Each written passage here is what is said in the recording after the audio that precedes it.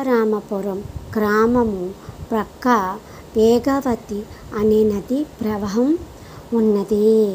ఆ నదిని దాటుకుంటూ అవతలి ఒడ్డుకు చేరుకొని పగలంతా కూలి పనులు చేసుకుంటూ రంగయ్య, వెంకయ్య అనే స్నేహితులు సీతారామపురం చేరుకునేవారు. ఒకరోజు వేగవతి నది ఒడ్డున నగల మూట దొరికింది. వెంకయ్య, రంగయ్యలకు రంగయ్య మనసులో చెడు బుద్ధి పుట్టింది. ఈ నగల మూటను మనము సమానంగా పంచుకుని ధనవంతులుగా మారిపోతాము అని అన్నాడు. అందుకు వెంకయ్య, వద్దు, ఈ మూటను పోలీసులకు అప్పజెప్పి నిజాయితీగా ఈ బంగారపు నగల మూటను పోగొట్టుకున్న వారికి అప్పజెప్పుదాము అన్నాడు. అందుకు రంగయ్య, ఓ అలాగే అని అంటూ ఈ రాత్రిని దగ్గర ఉంచు, వేగునే పోలీసులకు అప్పచెప్పుతామన్నాడు. అందుకు రంగయ్య, ఓ అలాగేనంటూ ఈ రాత్రికి నీ దగ్గరే ఉంచు, వేగువనే పోలీసులకు అప్పచెప్పుతాము అంటూ అయిష్టముగా కపట ఆలోచనలతో ఉన్నాడు. చీకటి పడగానే అందరూ నిద్రలో జారుకున్న వేళలో అర్ధరాత్రి రంగయ్య, వెంకయ్య దగ్గర ఉండే మూటను దొంగలించి వెంకయ్యను చంపి ఆ ధనాన్ని తనకే సొంతం చేసుకోవాలని ఆలోచించాడు వెంకయ్య.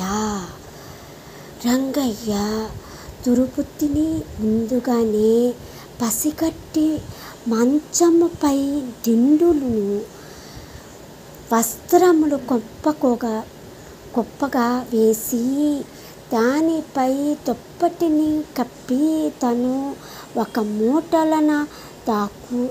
మూలన దాక్కున్నాడు. వెంకయ్య ఊహించినట్లే రంగయ్య పెట్టెలో గల నగల మూటను తీసి పెద్ద రాయిని తీసుకొని మంచముపై ఉన్నది వెంకయ్యే అని పొరబడి బండరాయిని వేశాడు వెంకయ్య. చాటునే వెంకయ్య రంగయ్యను పట్టుకొని దొంగ అని అరవగానే అందరూ పట్టుకొని రంగయ్యను పంచాయతీ చెట్టుకి కట్టేశారు.